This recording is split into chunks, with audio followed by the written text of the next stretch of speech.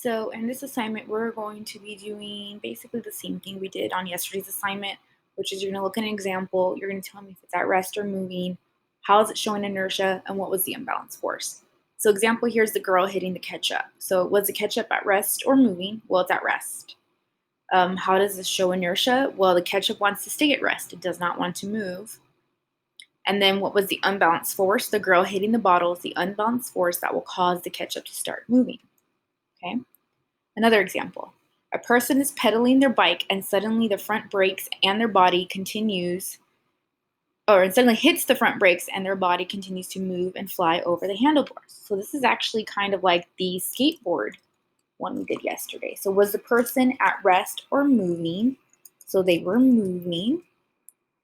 How does this show inertia? So the person wants to continue its motion.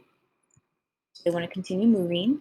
And then what was the unbalanced force that caused the change in motion? Well,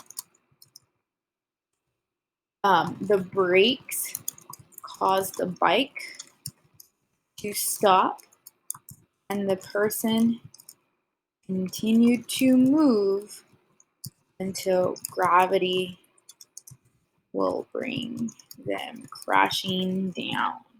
Okay. Slide number 4 is basically the same thing. There's a block in a car moving.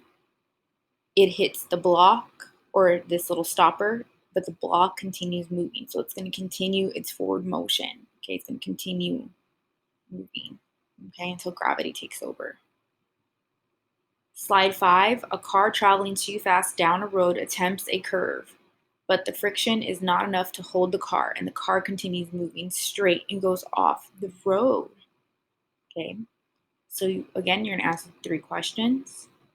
You have the man pushing the elephant. You have the card and the coin in the cup, which I might delete this slide actually.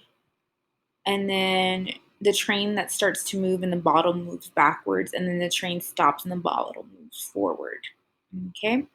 So again, you're just going to answer the 3 questions over and over again until you guys get really familiar with describing how Newton's first law causes acceleration.